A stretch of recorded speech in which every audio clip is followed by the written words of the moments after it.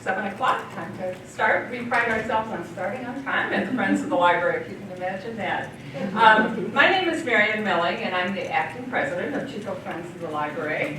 And this is an annual thing that we do where we have an interesting speaker. We can already tell this is going to be fun tonight. But we do just a little bit of business first. So we're going to do that, and then we'll go into our program. And I'm going to start out with a fun and important thing to do tonight. I said the American Library Association has people that they call library champions. Usually they're companies that heavily support libraries.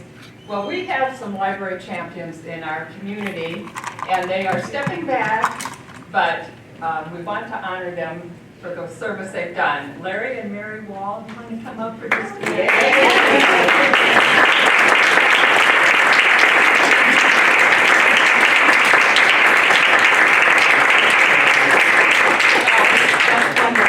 You're appreciated. I can tell you what I know. It was easier to find out facts about Larry, but he was on the county board, as you know, for 10 years, I believe, and then prior to that, 10 on the city council. And throughout all of that, he was a champion for libraries. He could always count on him.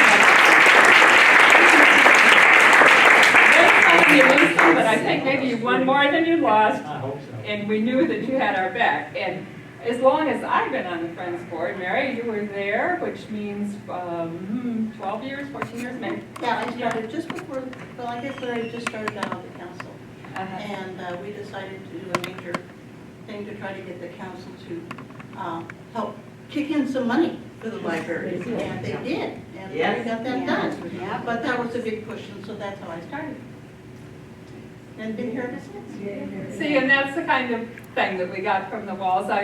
So many meetings, we'd ask for a volunteer to do something to get the word out about a program, and Mary would say, I'll do that, you know. And so we are going to miss that, but I hope when we say we see you out and about, we'll see you at the library, that we will. And we know you have new ventures. Oh, yeah. Just a small token of our appreciation for all you've done. It doesn't make up for all the hours and the meetings and the things, but we really appreciate it. Thank you very much. Ooh, a movie day. Yeah. Very much. Thank you, welcome. everybody. It's been a pleasure. Yeah. One more round of applause.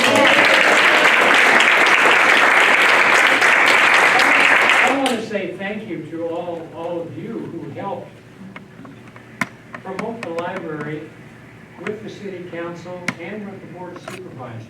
We couldn't have got it anywhere without the support we got from you. I remember the red shirts, and I remember particularly back at the council when we were first trying to increase the hours from 25 to, I think it was 25 to 65 or 60. That was an uphill battle, both behind the scenes and out front, and without everybody participating and coming to those meetings, it wouldn't have happened. I'm one who's always believed that libraries are freedom's repository. And I don't know where that phrase came from. I don't know whether I thought it up one night in a dream or whether I heard it or read it someplace. But it is so true. You go back through American history and you see all the people who were great had big libraries. And they read a lot. And they were well educated.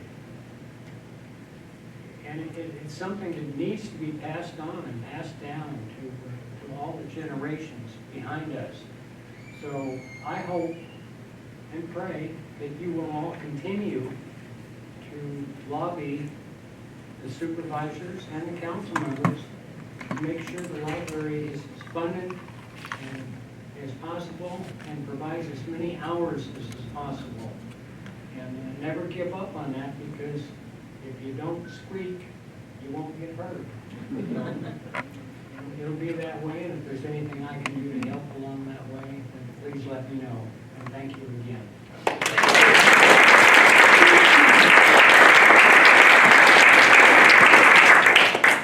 We also have with us tonight the county librarian, Mel Lightbody, and she's going to say a few words, update us on.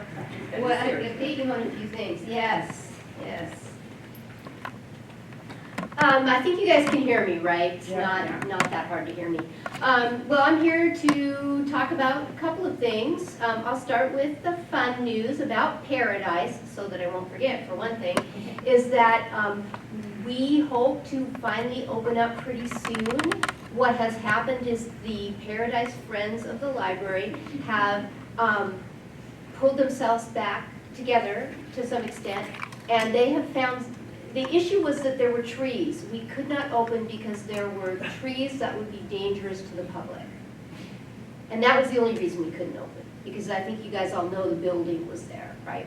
So what happened was that they got somebody, a tree cutter, to cut the trees. So as soon, I think it's just a matter of making sure the insurance is all in line for the liability and go down and cut it. Then we're going to do a soft opening.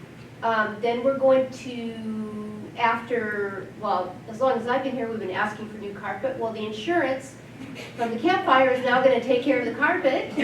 So, right?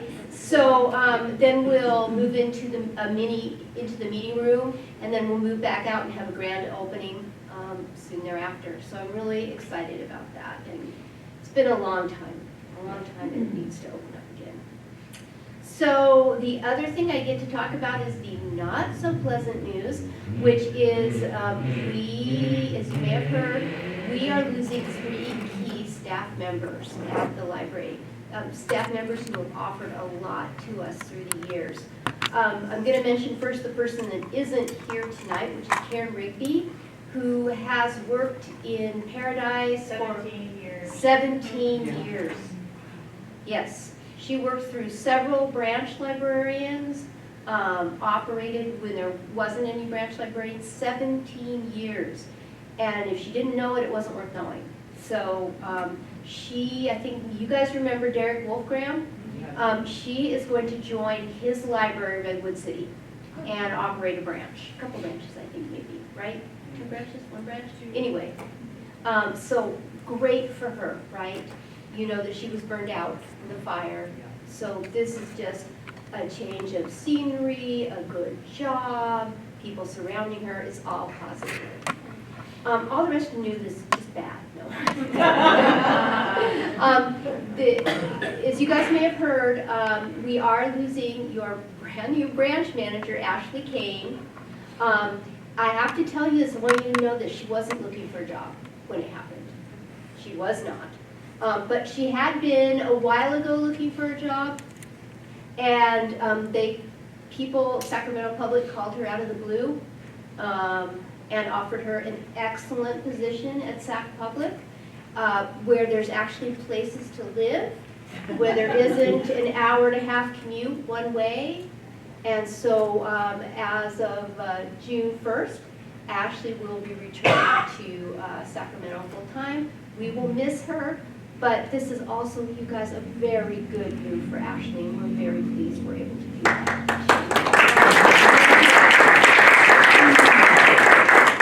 So, in the interim, I'm down to no managers, so I'm bringing back Cynthia temporarily until we can put someone here full-time.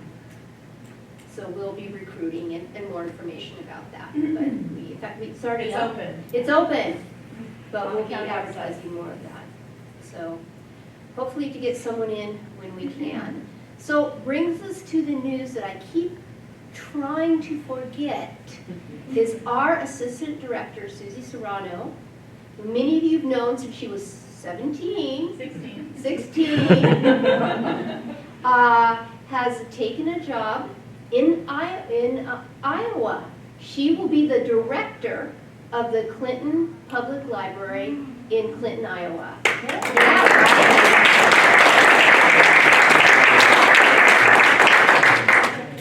We could not be more happy or proud of Susie.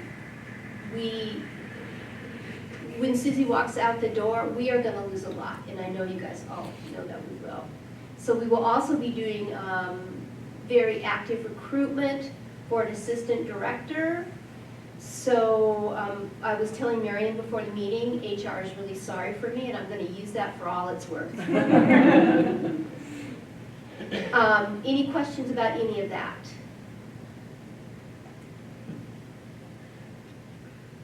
Okay. All right, well, but I will try to keep you guys in the loop as things progress for here, okay?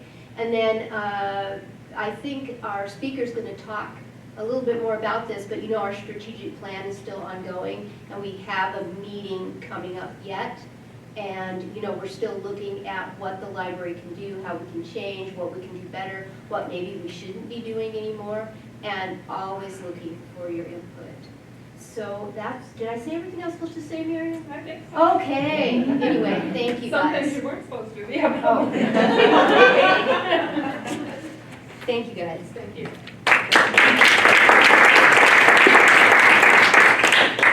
Another thing we do at our annual meeting is elect officers and the board for the upcoming year. And we have kind of a hard time recruiting people, actually, especially for offices. And so we have a vacancy in the presidency that we haven't been able to fill.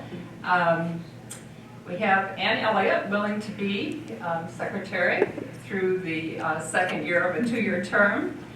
We had a vice president appointed, and there's another year to go in that term. And Diane Friedman is up for a 2-year term for treasurer.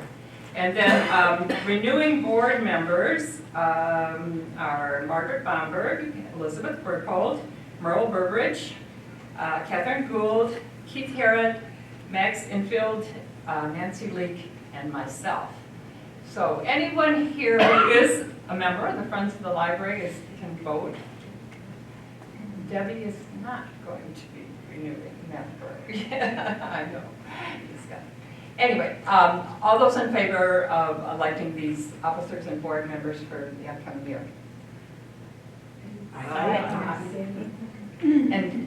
And one more person too, I think has an interest. Sandy, are you going to join us?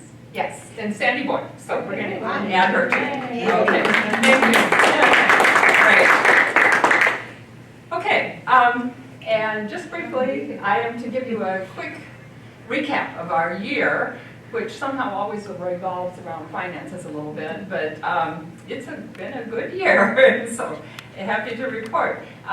I said, remember when you were in school and you learned about the water cycle and it went like this and so on? Well, that's kind of how the Friends of the Library work, only it's a book cycle. We are supported by the wonderful Saturday and once a month Friday afternoon book sales. And the way that works is the books come in the back door, that's the beginning of the cycle. And if you don't know or are not close to it, it happens every day, whether the library's open or not. If it's not open, people leave books outside the door. But someone just walked through and said, but it's Tuesday, and the shelves are just, you know, the tables are overflowing. So that's what happens.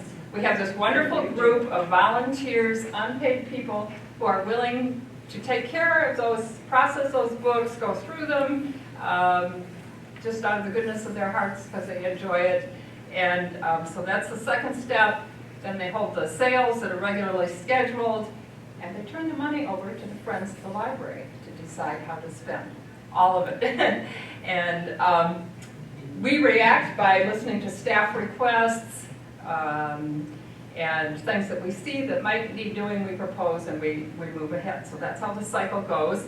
And the wonderful volunteers are very proud of their accomplishments, and they kind of keep track on a calendar year, and they made over $63,000 last calendar year.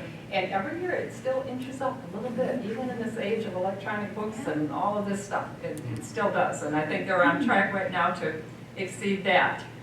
We get other income from our memberships, over $15,000 in memberships, and donations and memorials is another avenue of revenue, and this was a very big year. We got $224,000 in. There were two big estates that left money to the library. One was a woman who was simply a library supporter that we really didn't know, named Joan Robinson. And the other was Barbara Sewall, who was volunteer for many years, maybe started the book sale or at least was very active in it and had moved away from the community, but Chico Library was always in her heart and she certainly remembered us, and that was nice. And then we got a lot of memorial donations. We lost one of our board members in January, our treasurer who had served for many years, first with her husband, and after he was gone, Susan Davis stayed on with us, and memorials from her were made to the library too. So that was our income. So income to date has been $330,000 this year. So far, we've only expended 117, but there's always plans for things in the future. But just very quickly, we have annual expenditures for pay for a movie license, so films can be shown every Sunday afternoon. We contribute heavily to the materials that the library buys, to the tune of $8,000 a month for books and media, and $6,000 for periodicals. So that is significant. Teen books, usually once a year, the teenagers go on a book shopping thing. That's a small amount, but important. And programs, children's programs in the summertime, the special things that come, and an occasional author, and so on, we also support those. We had some one-time expenditures this past year, some really attractive bookmarks that have been available at the desk. We had a financial review, just short of an audit for the first time in many years, and thanks to all those years of service of the Davises, passed with flying colors. We were very proud. We've supported the Maker Lab with the equipment and technical things in the middle of the library there. Most recently, a new 3D printer, electrical outlets had to be added, pieces of equipment that we don't always understand, but Alex convinces us that they're good. We got new computers for the public area recently, and we did lend some support to Paradise when staff members lost their home, and a lot of that was in kind. If you don't know, in the crisis days following the fire, when there was such a big presence down at the old Sears building and kind of the headquarters, Nancy Lee, one of our volunteers, is a liaison to the book sale, and she took books down every day, every week, a couple of times a week, because people were spending their whole day there with children sometimes, and we would just supply a table. So they had books and magazines, and I think that was a really helpful thing to do.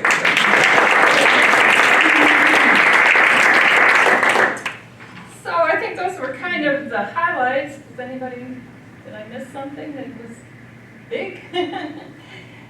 In future plans, you know, we are always thinking it is nice to be in this position of having some money. We've looked at options. All this book sale stuff takes up space in the back that is really kind of belongs to the staff, but the book sale is there, and if there are a way to make more room so that we can turn it back over to the staff, we'd like to do that. And we've looked into expanding the building, which may be just too expensive, but we're still exploring other options so that we can kind of get out of their hair. So that's one thing in the future. We applied for a grant, and with some of our own money, there will be, within the next year, an electronic sign message board out on the corner there with library activities and whatever's going on here on it. And so those are some of the things that we're looking at in the future. So with that, I think that ends the business portion of what we have to do, and I'm looking forward to our speaker, as I'm sure you are, Mr. Patrick Newell, who is the Dean of Meriam Library at Chico State, and has been there about 3.5 years, he tells me. And I'll let you introduce anything else about yourself you'd like to tell people, and you can take from here, okay? Thank you.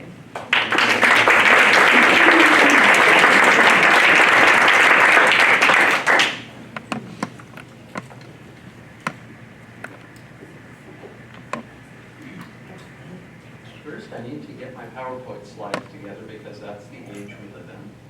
Pardon me. While I do that. Patrick, I love those little pre-slides that you put up there. I made that as a separate slideshow, should anyone want a copy. Let's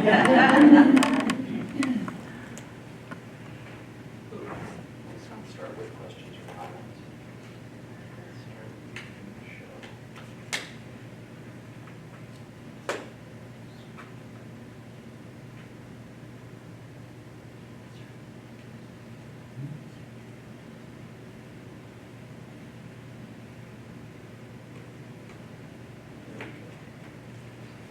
All right, first of all, thank you for inviting me.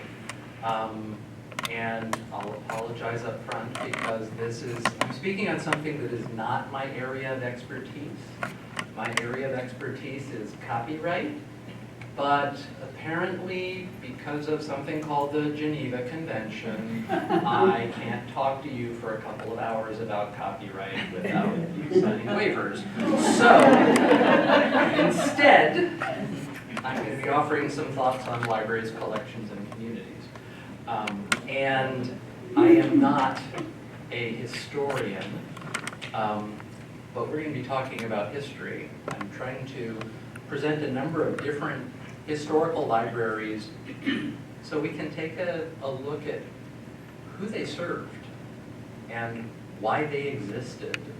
Because here we're in the middle of, or toward the end of, the first part of strategic planning, which makes us look at who is this library for and why are we here. So, and that makes it sound like a lot of navel gazing, so it'll be a little more interesting than that, I promise. The only other thing I have to add for the introduction is, who brought the chocolate chip cookies? Thank you.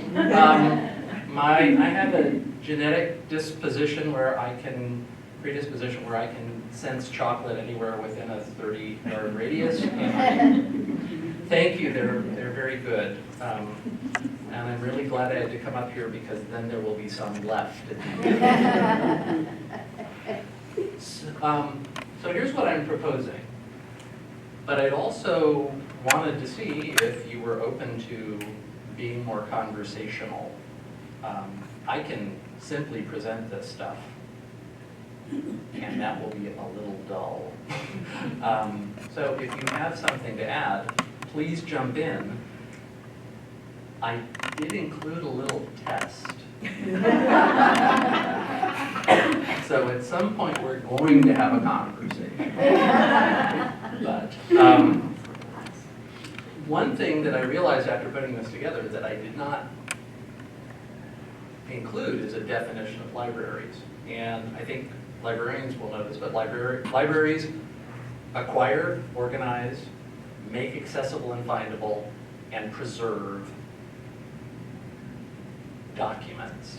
And I'm using the word documents because that can include scrolls, papyrus, books, electronic files, a number of things.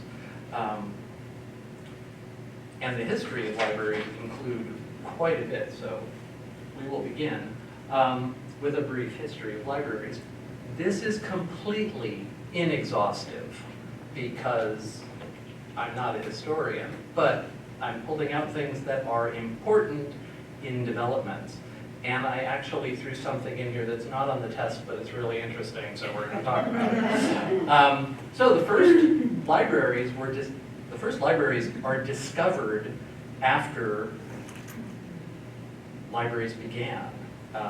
Most of these in Sumer and the Fertile Crescent, and usually thousands of years after they were written.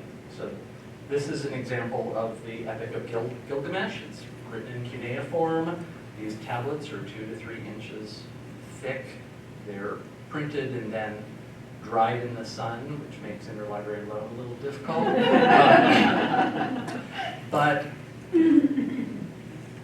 the first set of writing that we found, that has been found so far, was about 3000 BC, and it includes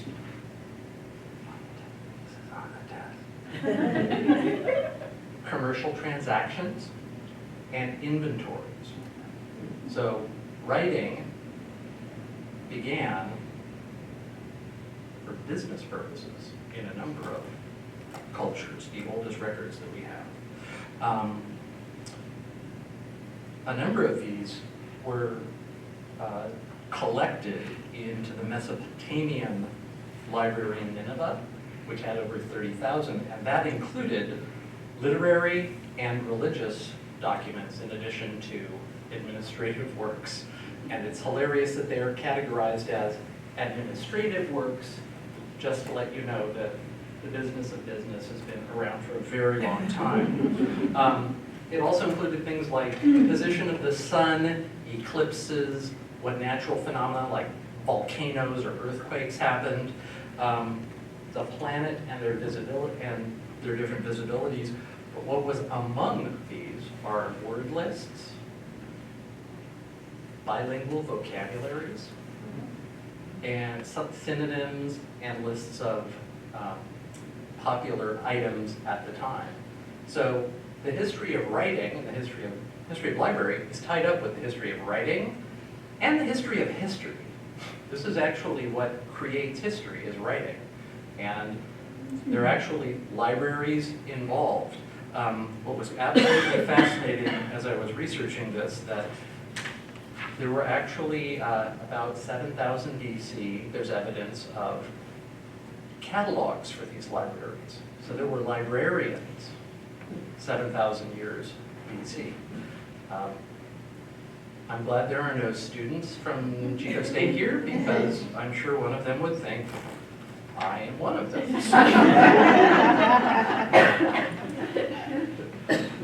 So after we have real history, what a lot of folks know about is Alexandria. Alexandria was in Egypt about 30 BC, the largest library, and when sacked, was burnt, because the best way of destroying a culture is to destroy the sociocultural context in which it found itself and was transmitted. So there's always been, for many librarians, sort of this yearning for Alexandria, the large library that collects everything. Unfortunately, politics has always made that impossible and problematic, because there are lots of redactions, or in some cases, complete destruction of libraries. And that, unfortunately, has not stopped to date. Greek and Roman libraries were pretty well known. But what's interesting is the first library of Senator Tiberius Julius Celsus Pulmonaeus held 12,000 scrolls. But it was also built as a tomb for Celsus.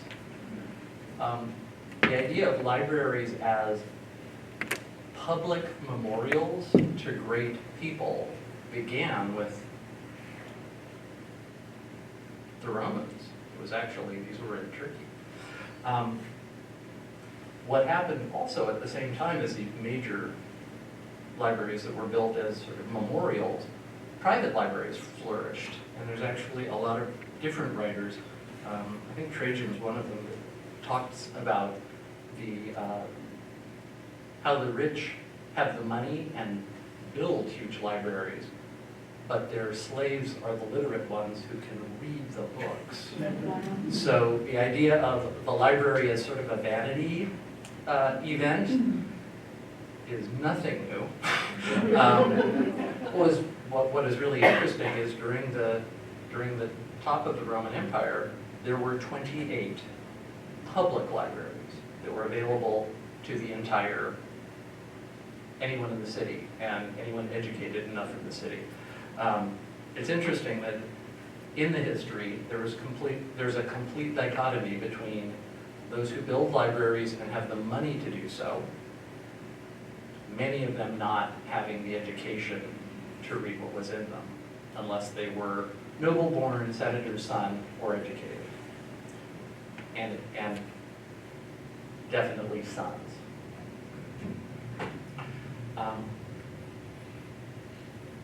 Did anyone read the book, How the Irish Saved Civilization? So we know we're talking about monasteries next. In the Renaissance, Cosimo de' Medici built libraries, lots of famous names that we hear.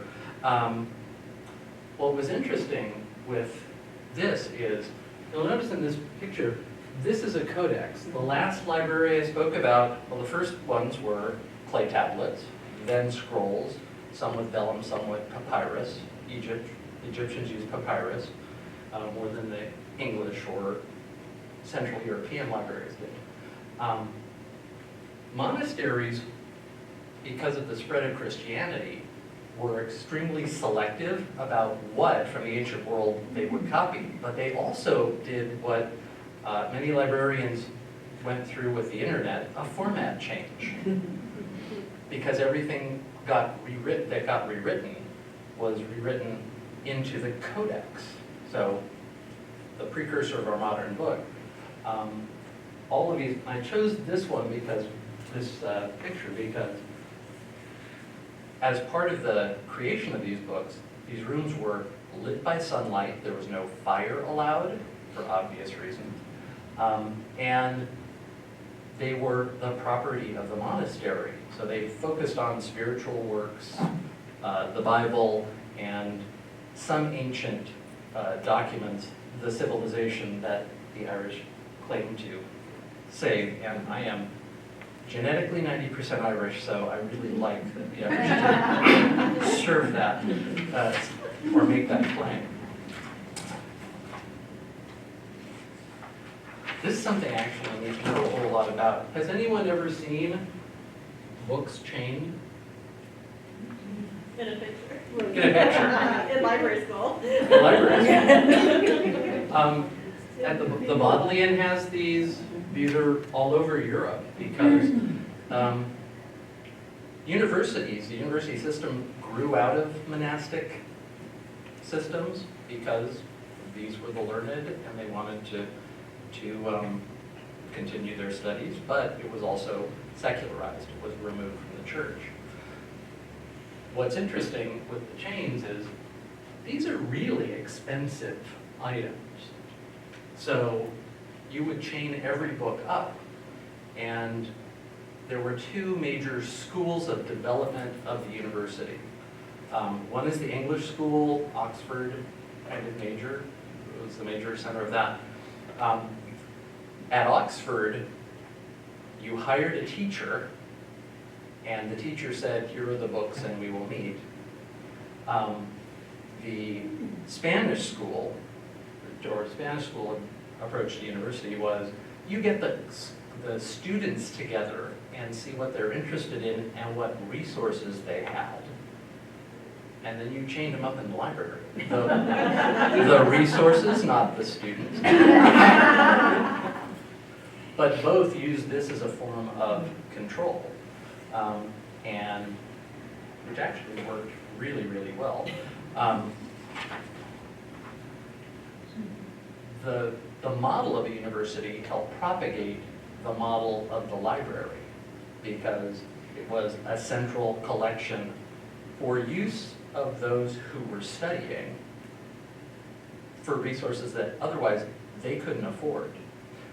What I find really fascinating about this history is, does anyone know why universities have departments? The departments were formed out of both schools, the English and the Spanish school or branches of the formation of the university. The English department was formed because you're the folks who will fit in the library to read those books. So we had to divide you up into different subjects. So you would have someone studying a language, and you get to use the library these hours on this day. But if you're studying physics, you get access to the library on this time. And this is sort of the long tail or the wake that still drives most universities in the world. We're going to make a major leap here because I think it's one of the more formidable forces, which is Library of Congress. And I really liked, what was the quote you said at the beginning? Library is the Repository of freedom. repository of freedom. We are getting there with public libraries, but it's true. Libraries are, and librarians see themselves as people who are defending the public's right to information. And I've never truly understood, I've never completely understood why anyone would think that librarians were, quiet or pushovers or, you know, a force not to be reckoned with. Because once, if you've ever been in the middle of or witnessed on TV or the news a challenge to intellectual freedom, librarians are at the front line fighting for it. I like to remind all of the computer scientists that I work with, the first challenge to the Patriot Act was from librarians. And during the first challenge, there was really no knowledge of, are these people going to see daylight ever again? And how, because of the way the Patriot Act was enacted. So, but back to the Library of Congress. So, Library of Congress is called the largest library in the world. Main reason for this is their collections are pretty vast. It was started with a collection, and they ended up buying Thomas Jefferson's collection. After the Civil War, when just about everything had been burnt and destroyed in different places, there was a change to, we're back on my territory, the copyright laws, so that in order to receive copyright, everyone had to deposit 2 copies of their book. The Library of Congress grew pretty exponentially fast because to maintain copyright, you had to give a book to the Library of Congress. Deposit right for copyright has been repealed because they soon discovered that you couldn't build enough libraries to house everything. But Library of Congress also includes things such as the Congressional Research Service. Library of Congress was developed because Congress has the right to and need to learn and know anything about any subject that might be of interest to the American people.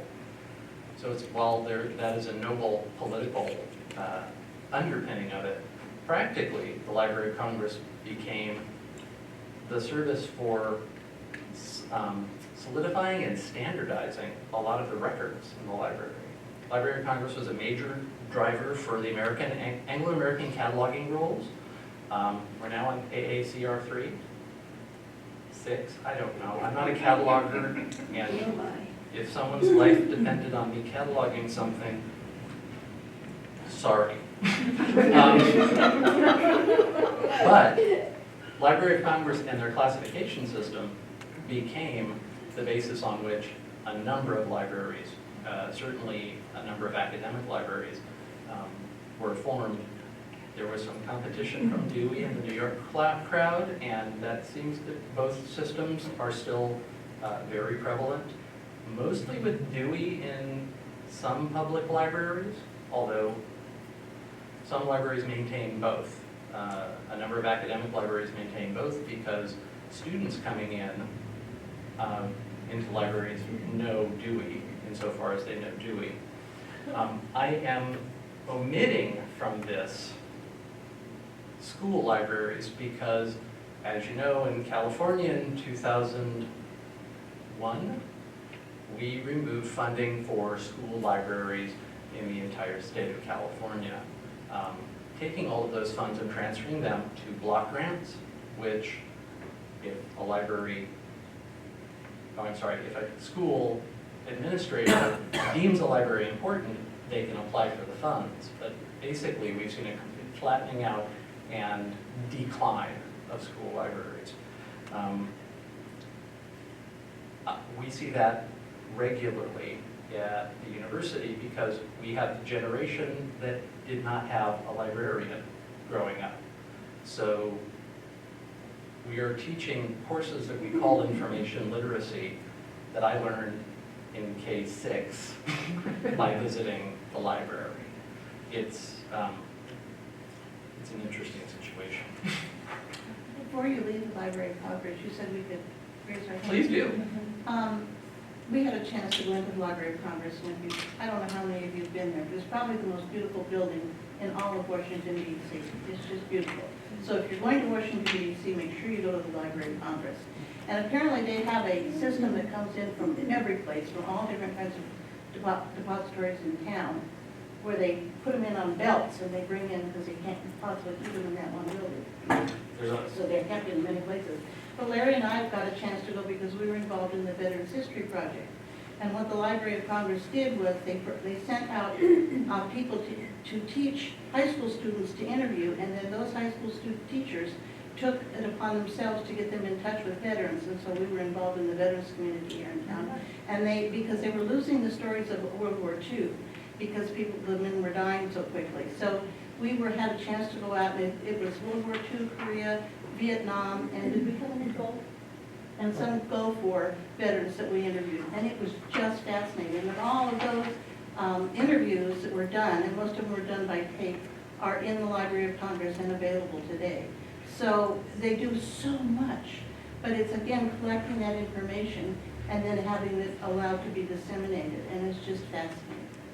thank you, and that actually reminds me of one of the third major buildings of the Library of Congress, I'm going to screw the name up, is audio-visual preservation. And so oral histories, stories that people tell, they are preserved.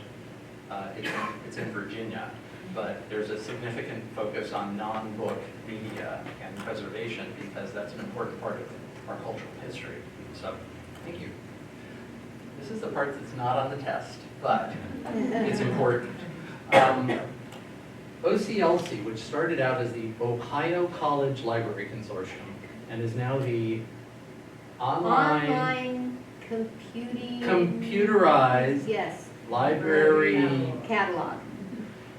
clinic, something. Catalog, so OCLC basically helped create the system by which library cards, library cataloging got everywhere. We used to buy library cards from them when we had them, and they've become a force for computerization. They've made major moves into software for interlibrary loan, and they were a focal point for interlibrary lending. Yep.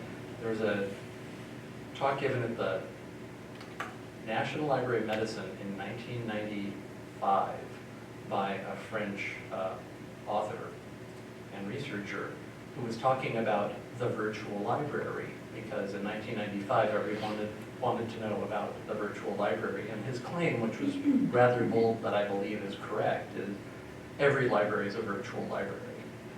Virtual means potential, and every library, with the services created and really spread by OCLC, allows every library to get materials from everywhere. So OCLC, I wanted to mention for shared cataloging, for standardization, for a tremendous amount of work they've done for technology. And they're currently trying to become a catalog company. They found out that lost a lot of money when they stopped selling cataloging cards. So they're looking for new models and have been for the past 10 years, and we're hoping they come in for a landing soon. Online libraries. OCLC ran an online library for the state of Ohio. It's now called OhioLink, and it includes, in addition to catalogs, this is actually the Melville catalog, an old copy of the Z3950 collection, which was a union catalog across Berkeley, San Diego. Merced's not on here because they dismantled Melville beforehand. I was actually working there and helped build its successor. But what Melville did was included beyond the library catalog that we're all familiar with, and this was groundbreaking in the 1980s. Online databases, things that we now get through the internet. You could actually read a journal article in the late 1980s, early 1990s on a library computer terminal, which when you speak to students in college today, their eyes glaze over like I'm telling them we invented the wheel. But it actually The Melville system and the Division of Library Automation, which later became the California Digital Library, laid the groundwork for a significant amount of what we now call the internet. And the Division of Library Automation, I like to bring this up because it was a completely library-driven enterprise that connected all of the campuses through computer networking, which at the time was groundbreaking and the future. And then the libraries ended up, becoming more libraries as networking took off. It always struck me that libraries end up getting lost in their impact in these ways. The first database, does anyone know the first database, large-scale database that was developed in the world? Replacing the card catalog at the Library of Congress. And it kind of makes sense as you think about it, but at the time, the idea that you would want to search a title or an author or different things that we now understand as a database was groundbreaking when this started in the 1970s. Libraries have moved into really interesting new ways. And I include these because whenever I hear someone say, no one would ever pay for a library, we're all paying a lot of money for these libraries. These are for-profit subscription libraries. With Amazon Prime, which at the moment is free if you have their videos are free if you have a subscription, you are paying for them. Redbox you can do for videos. You can basically reserve a copy of the document you want and go pick it up. Netflix is pretty much on demand. So anytime that I hear about people would not subscribe to libraries, I don't need to tell them about Boston's Athenaeum. I don't need to tell them about the Mechanics Institute that's down in San Francisco, which, if you get a chance, you should go see. The Mechanics Institute history, I won't go into, but boy, do I want to. And it was an organization that provided education and cultural materials to everyone, including women. It became the basis for the University of California, which was created from it. And it continues on in downtown San Francisco near Union Square. And I think it's $90. You can join for a year. You can still get access to databases. It is a phenomenal place. So there are very popular subscription libraries, but there are also membership libraries in existence that are well loved and well used. They do tend to be in some of the larger cities. And this is where a lot of libraries are moving, particularly in the academic and commercial realms. Preprint servers. So what these are, this started, archive.org is a physics preprint server. It started at the Lawrence Livermore Labs. Okay. Based on the idea that scholarly publication, which requires the uneven investment, where a faculty member is paid money to do research, paid money to write up that research, they must then shop their research around to different journals and turn over their copyright to the journal. And then the university or organization must pay for the journal. And with electronic access, pay yearly for the journal. So in many ways, institutions are paying multiple times because of deposit laws and the copyright transfer to the journal. These, agriculture, biology, cognitive and social science, and then the social science research network, where they have gotten so big they've just got departments, allow researchers to take their preprints, the document that they originally submit to the journal before it's edited, When this started, when archives started, I was working with the California Digital Library, and Lawrence Livermore wanted to transfer it. And there were some discussions about what big trouble we'd get in this. The Livermore wanted to get rid of it because they thought we're going to get sued out of existence. And this is going to be kind of a flash in the pan, and they wanted the library to take it over. The library was interested, and then the primary researcher moved to Cornell, and Cornell's underwriting the whole thing now. What fascinates me is there was this thought that because of the change in the publication model that this makes, there would be enough pushbacks from the publishers that they would sue us out of existence. And this is a small selection of preprint servers that are out there. There are well over 100, which doesn't sound like a lot until you realize the physics, this is high energy physics and particle physics. So there's a lot of people talking about how universes are formed here. This has been in existence for almost 30 years, and this is where the conversation among researchers happens. So it's making a different type of library that is trying to supplement the work of a traditional library, and it's completely founded on the economics of information, which is a totally different talk and not so boring. Now I'm going to try and not leave this slide up too long.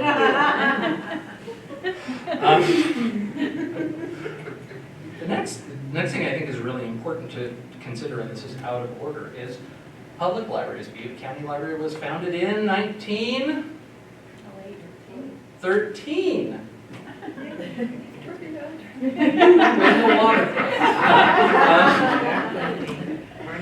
But public libraries, a lot of them are identified with Carnegie. Public libraries exist to educate the public. In the early 20th century, may even have been the late 19th century, public libraries were funded and part of the school system to provide educational resources for school kids, because books were and still are expensive. With Carnegie building libraries for communities and the tragedy of the Apple Carnegie store being a new phenomenon related to that,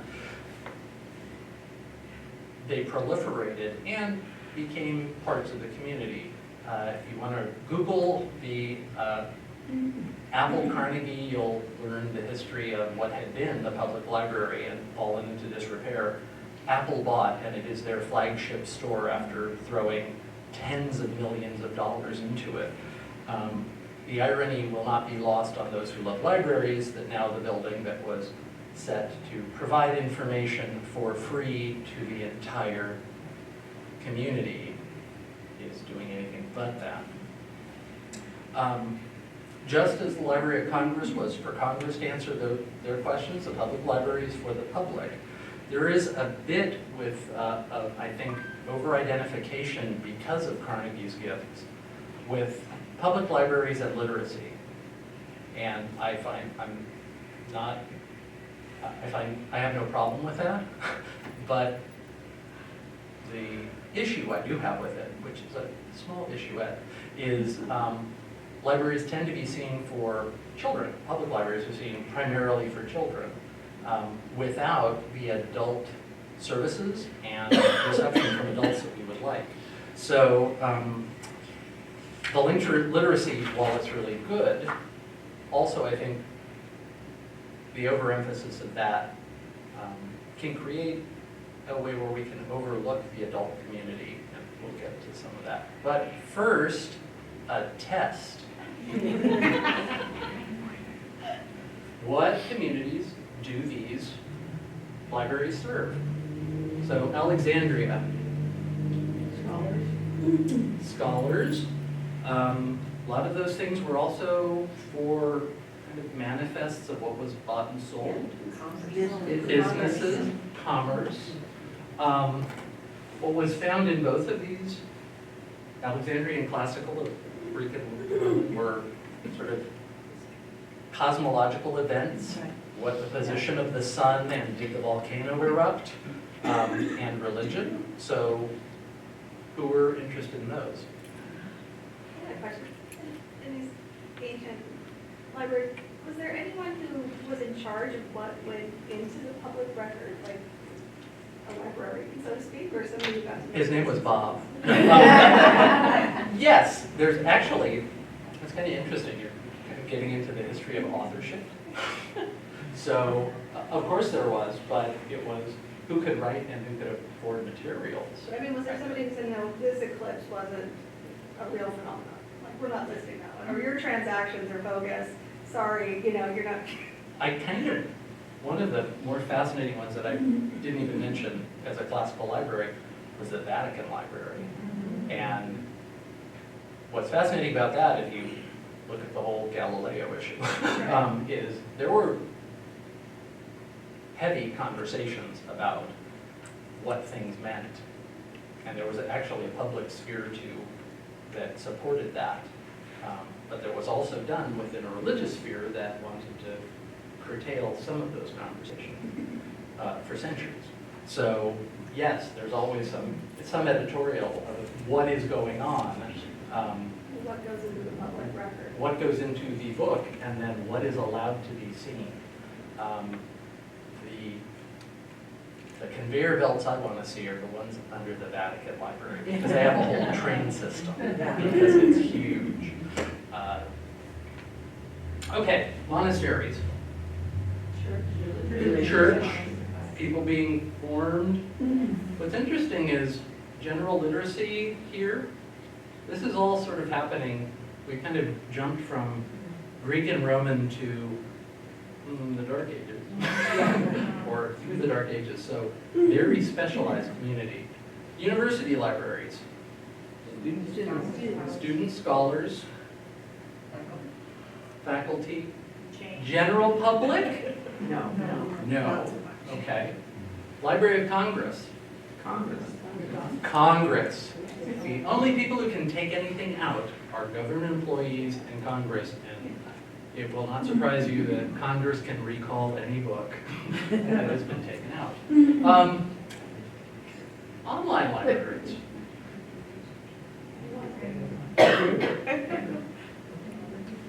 They're for specific communities, like a Which business communities?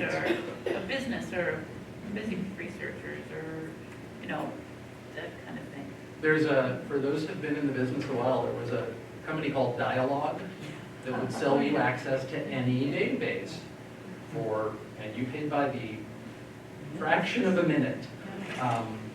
So who can pay for it? For-profit libraries, I'll give you that one, whoever paid for it. Prevent servers. Scholars, but they're also open to everyone. Anyone can get content from prevent servers. Public libraries. Everybody. This is, I think, the American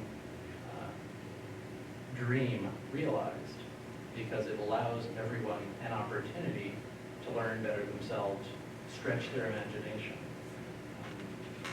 So in a way we have sort of a reverse hierarchy here, but the history is somewhat important.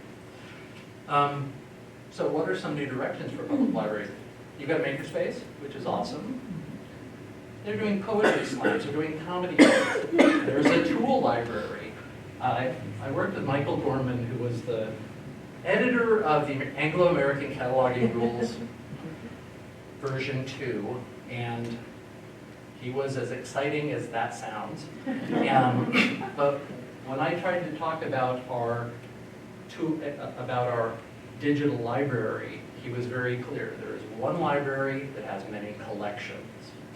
So whenever I hear about a tool library, it's really the tool collections.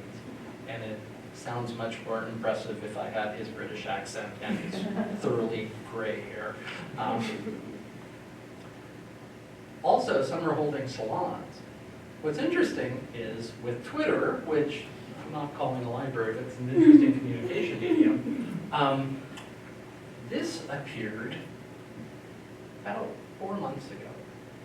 What public libraries were open late every night and we could engage in public life there instead of having to choose between drinking in the bar and domestic isolation, which seems to imply that there is some room for more services when we can get more people interested in those services. However, Boston, being very progressive, in March opened up the Map Room Tea Lounge inside the Copley Square Library. And that's not tea. They actually have a full set of literary-inspired cocktails in addition. Given that you're the friends of the library and interested in seeing libraries succeed, I'll just leave that in your imagination for what could happen. Which leads us to future planning and what we're doing here. And I have the entire list of things that are happening as part of the strategic planning efforts. The most important is May 29th, 7 p.m. here. One of the many events that I have listed here is happening, and I believe it is the library conversation. Community conversation. Community conversation, which is one event of 90 minutes to 2 hours with diverse community membership to discuss what is of interest to the community. Light refreshments, sir. Light refreshments, and if you are chocolate chip cookies, here. The point of all of this and that little test was, libraries don't exist in isolation. When they do, they die. One of the slides that was flipping through in the deck is good libraries build collections. Now, that was bad libraries. Bad libraries build collections, good libraries build services, great libraries build community. So the question is, what is our library going to become, and is it going to reflect our community? And that, I realize, can be a difficult question to answer at this time, because we're in the middle of a lot going on with our community. Ever since November, there's been a whole lot more going on than any of us ever wanted to be going on at the same time, but here we are. So I'm hoping that you will get involved in these efforts, that you will engage your friends and neighbors, and including people that you know aren't using the library. This isn't trying to just drag everyone into the library, but we have a number of, because of, and I blame this on California politics in the years 1998 through 2000, which cut out school libraries in 2001. I still have students asking if they can take a book out of the library and what the rental fee is. They have no idea that these resources have been paid for and are theirs. And my challenge to you with this is to get engaged, to come on the 29th, but bring someone who you may not know well, you may not have too direct a connection with, but you think would benefit, which includes people who are looking for jobs, looking for homes, trying to learn a new language. We have an entire new ethnic and racial mix of the community of Chico, which had for a long time been pretty Caucasian. And these are the people that need the services of the library. My family, I wouldn't have received the education I did if I wasn't at the library. We were at the library because we needed it. And I'm hoping that you will help everyone who's involved in strategic planning, all of the librarians here, bring the people who need it to the library, because most of them are not monks or popes or congressmen. but they are members of the community. Well, they don't even know they. And that's who we're here to serve as a public. What What kind is this event? Yeah. The time. The time, 7 p.m. Here. And with that, there's time for questions or comments or cookies. I just want to back up, I didn't quite follow you, what you said about literacy and how that bothered you a little bit. Just what's going through my mind is, well, here in Butte County, literacy is all about adults pretty much in the library. Maybe I misunderstood what you said. Oh, my concern was that with Carnegie's gift of, at the time, I mean, today it would be billions of dollars. Yeah. Really did help spread libraries and build a community. But it also, he was also very interested in helping the young, the poor, and immigrants learn to read and become members of society. My concern, and it's not an overriding concern, but it is a slight one, is that libraries, public libraries particularly, get overly identified with sort of K through 8, and then the adults. And there's sort of this gap that, you know, there's an interesting population there. I know some of the, does anyone know of Uncle Dad's Art Collective? They do, Yeah. they do incredible music. And the founders of that, I had play at our publication event this past year. And afterwards, Josh Hay, who puts these things together and is visionary, he is amazing, said to me, you know, this was really fascinating. I need to hang out around smart people more often. And I said, pointing to his bandmates, who I know, you do that every day. But he said, no, I want to talk about ideas and how art impacts the community and what people think about where the community should be going. And that's when I said, I think we need to talk about a salon. I think we need to bring, because Chico is rich in the arts, and something that could happen every, maybe a quarterly to begin with, but bring in someone to talk about art and community. And the Chico Art Center would be on board, musicians would be on board, and bringing in, Josh is, I've reached the age where they're all younger than me, so I'm not certain what decade they fall in, but he's probably in his 20s. But he represents an entire population that when I mentioned the library, his response was, you know, I never really thought about that. And I think those are some of the people that we want to reach, because libraries get a little over-identified with books, and I think over-identified with childhood literacy, although there are other things. But I'd like to see the aperture widened a bit so that others feel included and can see themselves here. Years ago, we had a state librarian that was sort of pushing libraries creating their own ebook collections.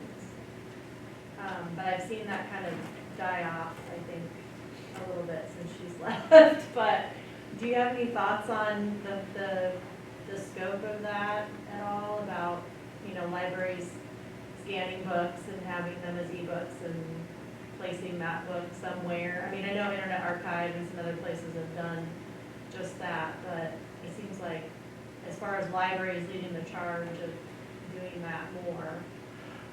I would love to see libraries do more of that. The Internet Archive has a program that is absolutely fascinating and is pushing to the limit copyright law. And if you're really interested in this, I do a monthly podcast called Copy Talk, and I had the people who, from the Internet Archive, talk about this. They're all recorded. But their idea is based on a founding principle of the copyright law, which is exhaustibility, which means if there's one copy, if I take it off the shelf and scan it and give you the electronic copy and make this unavailable, no one else can use the copy you're using. When you're done with it, this can go back on the shelf or the electronic copy can go to someone else, has not been litigated yet. But publishers like the American Association of Publishers and the American Association of University Press, two of the scarier groups in the publishing world, came out against it very heavily. So the reason I got interested in copyright was that seems to be the linchpin holding a lot of things, and holding a lot of things back. And if we actually went with the original 13 years term of copyright, we'd see a lot more innovation.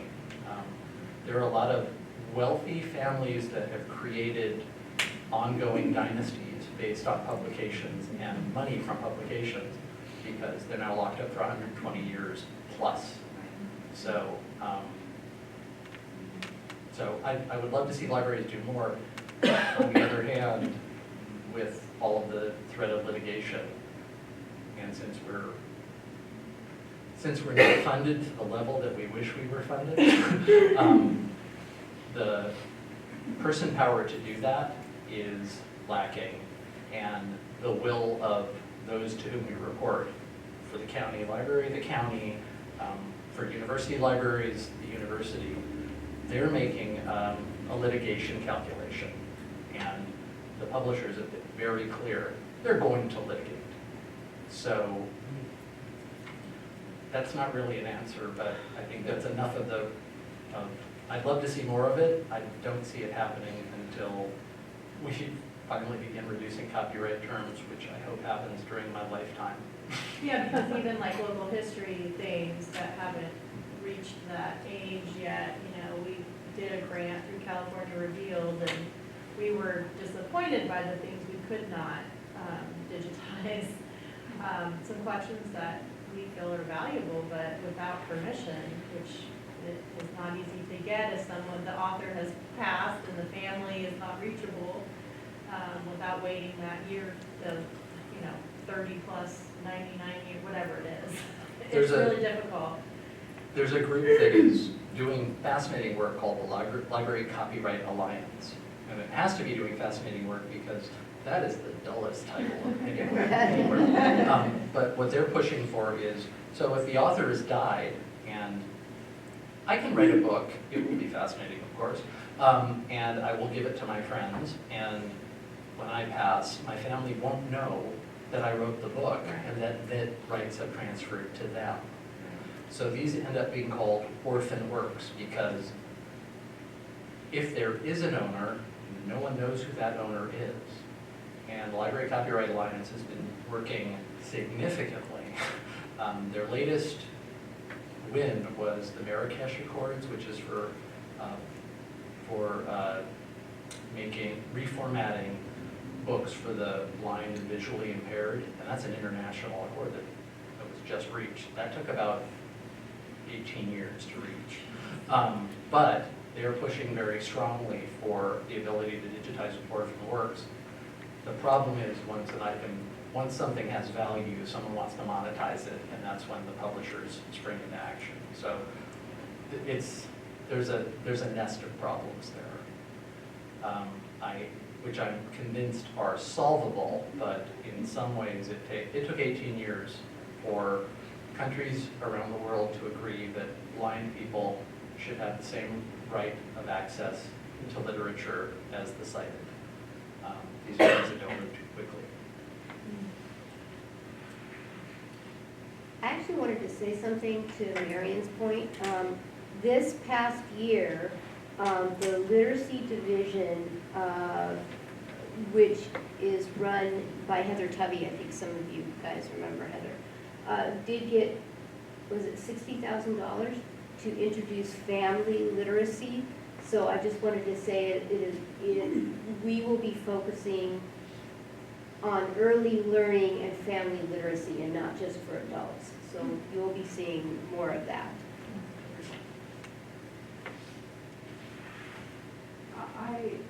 When you mentioned the idea of the library promoting ideas more, you sort of downplayed the relationship of ideas to books. and I thought that was kind of odd. I think, books are part of promoting ideas. Right. And I wish the library would do more in a very creative way with that. I mean, I think you mentioned the idea of salons. You could have discussions. I can't, kind of based on maybe a selection of books or authors, so that if people had read something, it wouldn't be a book group, it would be an idea, maybe taking a quote. And I was thinking, since the Friends of the Library is contemplating an electronic sign, I realize saying what the library is doing is nice. Quotes on it that made, I would like to make people think. I think the library could do a great deal more to encourage people to think. I like the idea, and I did downplaying books because I think we got books nailed. I mean, that's the one thing I think we're pretty good with. Yes. But I also like your idea of a more philosophical discussion around a topic that doesn't, once you say book club, people think generally of two things, I believe. One is that it's going to be kind of dull, or no one's going to read the book and we're just drinking wine. And so I think that hybridizing, things and coming up with new ideas for discussions would be really important. I also think that we have entire generations that don't understand physical books at all and see them as a past that is not progressive enough for them. If I can read everything I want here, why would I have to go somewhere to get a book? So trying to engage them in ways, and perhaps around the ideas in books where you can come and talk about freedom. We had a movie called American Creed where we had members of the community, we had students talking about what does it mean to have an American creed? Does it matter anymore? Does that change depending on where you came from or when you came to this country? So I think that there are certainly openings for that, and I'm certain I know at least 3 librarians in the room who would be very happy to talk with you about starting such a program. I'm not sure I totally agree. I think it would be very difficult for the library to corral the universe of ideas, because what libraries do is collect, organize, and disseminate information. They don't create information. To me, the logical place for a library in this is there's a group in town that discusses the connections between religion and science. Very interesting group. And I expect there are more things like that around Chico. It would be nice if the library could be the disseminator of those groups, because one librarian and 5 staff people cannot do what she just recommended. It's Right. lovely. Right. But that's not really what libraries do. What we do is we provide information, resources that people can then use. Right. And libraries also, there's a fantastic book out now called Palaces for the People, that which talks about civic life. And people who encounter civic life are happier, more engaged with their community, and it includes things like parks. Are you seeing other people? While I don't think libraries should create new things, libraries can be places where people can come in. We could invite these groups in and say, we want to give you a fantastic room to have a meeting and discuss. And if we know you're going to be talking about, I'll pick an easy one, teeth, we're going to have books about teeth. We're going to let people know what resources we have to let them continue their own exploration. But I think for certainly an entire generation, because, and I see this daily, without the socialization in the school of a library, it becomes not even an afterthought.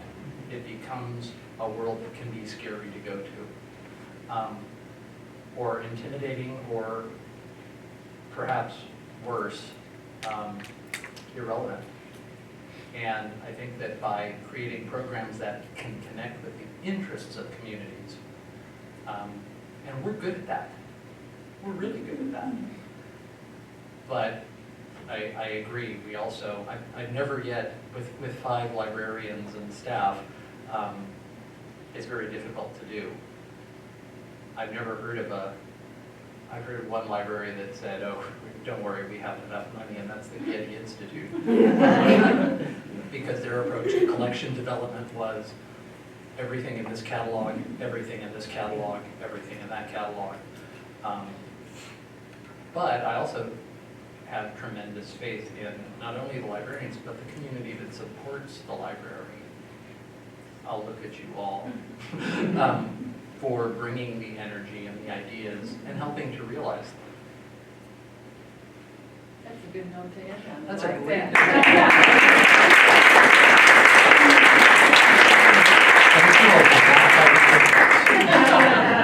Thank you very much.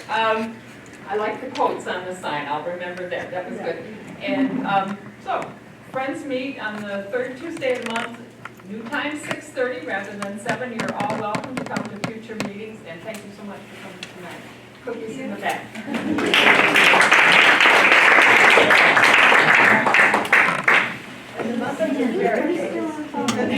And they're good. They are. I would just say